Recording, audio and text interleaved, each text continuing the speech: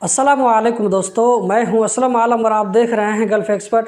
दोस्तों, इस वीडियो में कतर के बारे में 3 इन्फॉर्मेशन शेयर करने वाला हूं।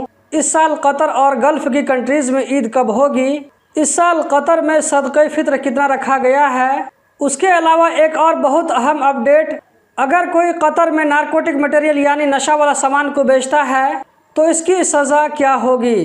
तो दोस्तों, ये वीडियो बहुत ही ज़्यादा इन्फॉर्मेटिव होने वाली है, तो इस वीडियो को लास्ट तक ज़रूर देखें। अगर आप लोगों की इन्फॉर्मेशन अच्छी लगे तो इस वीडियो को लाइक करके आगे भी अपने दोस्तों के साथ में ज़रूर शेयर करें।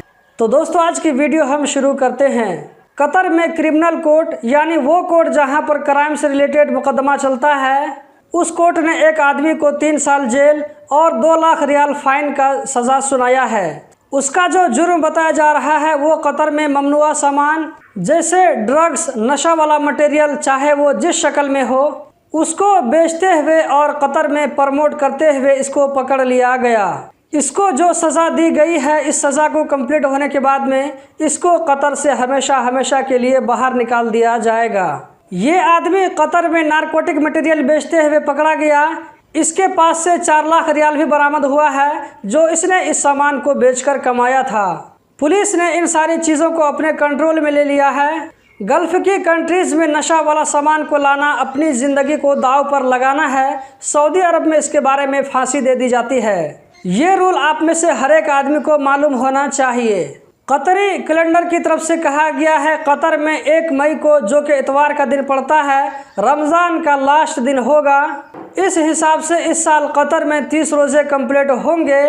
2 मई जो कि सोमवार का दिन पड़ता है, कतर में और गल्फ़ की कंट्रीज़ में 2 मई को इंशाल्लाह ईद होगी। सोमवार को ईद होने की सूरत में आम वर्करों को सिर्फ 3 दिनों की छुट्टी मिलेगी। अगर यही ईद मंगल को होती तो वर्करों को एक साथ 4 दिनों की छुट्टी मिल सकती थी, लेकिन ज़रूरी नहीं है कि सारी कंपनी में इसी तरह हो। किसी कंपनी में 2 दिन की, 3 दिन की, किसी कंपनी में 4 दिन की, किसी कंपनी में 1 दिन की, किसी कंपनी में 1 दिन की भी छुट्टी नहीं होती है। जो लोग दुकानों में काम करते हैं उनको ईद के दिन भी छुट्टी नहीं मिलती है, उनको जाकर के ड्यूटी करना पड़ता है। दोस्तों, आप में से जो लोग इस साल रमज़ान 2022 में, जिसे आप लोग फितरा बोलते हैं, इस साल ये फितरा कतर में 15 रियाल रखा गया है, जो कि किसी गरीब, मजबूर और परेशान आदमी को दिया जाता है। तो दोस्तों, यही थी आज की वीडियो। उम्मीद करता हूँ ज़रूर पसंद आई होगी। कतर के बारे में रोज़ाना इसी तरह की इन्फॉर्मेटिव वीडियो देखते रहने के लिए अगर आप इस वीडियो को यूट्यूब पर देख रहे हैं तो चैनल को सब्सक्राइब करें। अगर फेसबुक पर देख रहे हैं तो पेज को लाइक और फॉलो करें। इस वीडियो को आगे भी शेयर करें। इस वीडियो को देखने का बहुत बहुत शुक्रिया।